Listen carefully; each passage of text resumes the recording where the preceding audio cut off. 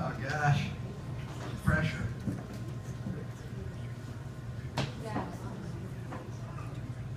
Get the text up here, sorry.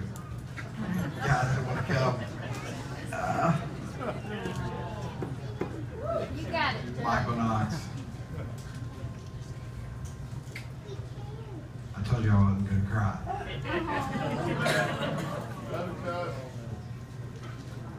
Way to go, Justin.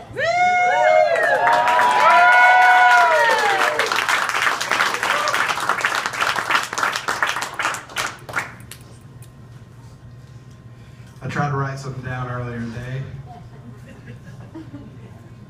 but you know, I'm not from here, so, and my wife isn't either. So pulling up and coming here, we don't have any family here. It's been hard. 12 years. Going on 13 years. I mean, it's a long road. But it was about baby steps. It was about growth every year, pushing forward, making sure we were doing the right thing. I think we did, you know? Yeah!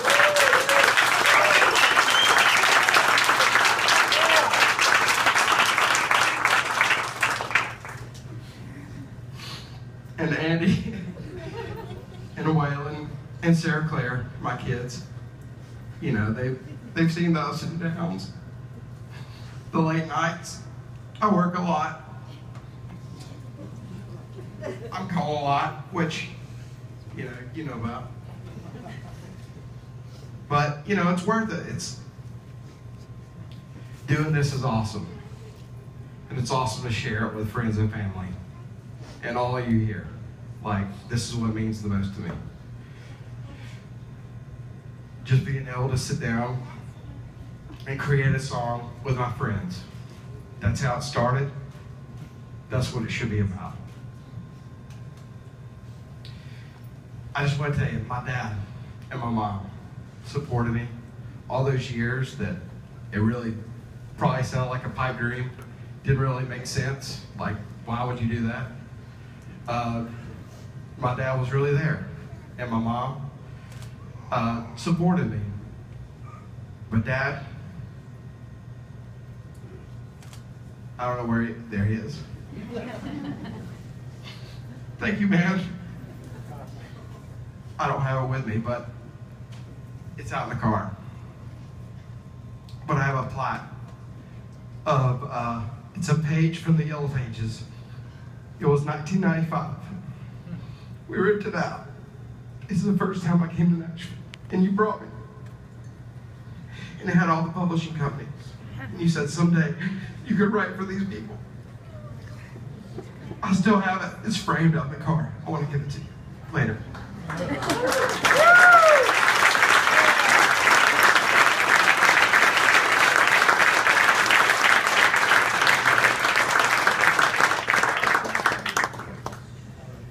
It meant a lot to me that you supported me like that, like you didn't doubt. You just pushed me forward and said, go. Because if I'd have thought about it and said, you know, what are the good and bad, you never weighed that out for me.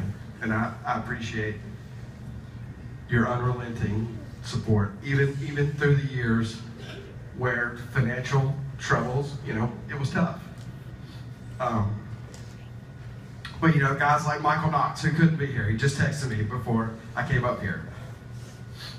Michael talked to me about coming to Nashville, and every time I got a deal or had something on the table or anything that I had a question about, Michael Knox always supported me, and I appreciate that. Even before I did 67 publisher meetings and Ron Stubbe said yes.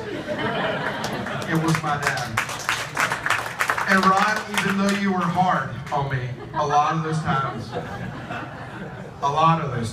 I mean, if there's any new writers here tonight, a lot of those times. I appreciate it, man. It helped. It worked. I understood what you were telling me. And I wouldn't be here without that. Chris Lindsay, Amy Mayo, I don't know if they're here. Chris Lindsay opened his door to the studio and he said, anytime you want to come in here and you want to produce anything, he let me come. And I appreciate that, man. I mean, it means the world to me. Tim Hunzy, man, you believed when people weren't believing, like the next level. You were like, level up, Weaver, level up, level up. And you would always tell me stories about other writers just moving to that next level. And I appreciate that, man. It kept me thinking forward movement. And then moving on to Warner, like Steve Markland, he had a big to do with this. He was part of this whole deal when we were there in Warner Chapel. Steve came and he had very encouraging words. I don't know if Steve's here tonight, but always talking about the song and writer relationships. Been involved, Warner Chapel, been amazing. You guys are unbelievable. I want to talk about the studio players. They never get mentioned, but I'll tell you what, without these guys that play these records in town, even demos, I could have done this. And I invite a lot of my guy friends out that were session players, and they're probably not here because they're probably working their ass off somewhere, like they always do. But those guys I appreciate. Lonnie Wilson,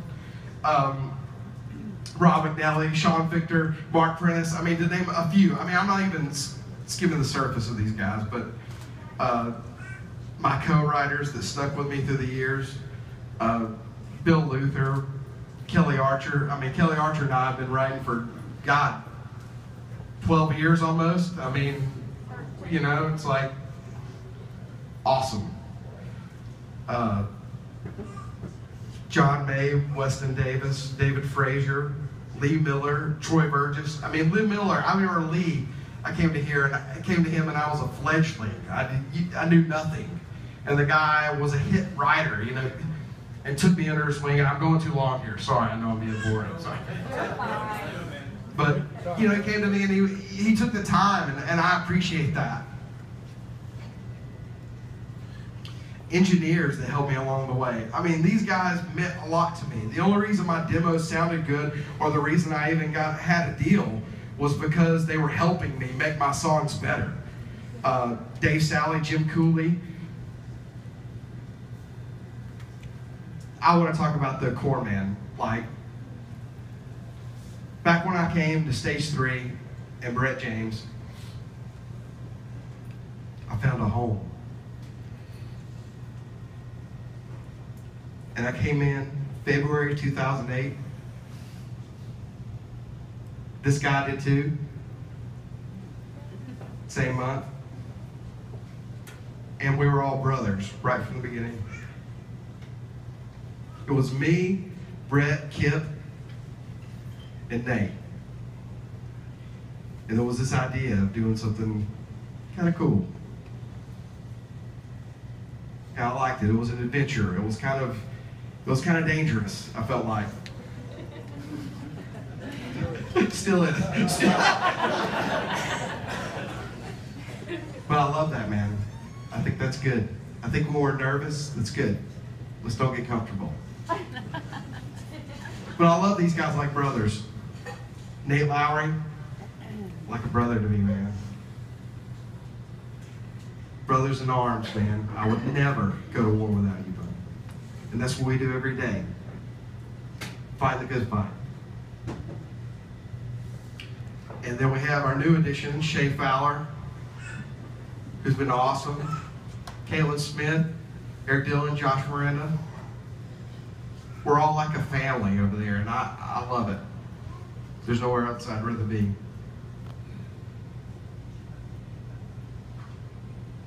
So I just want to thank you so much. This is awesome just to be here today. Thank you, Brantley.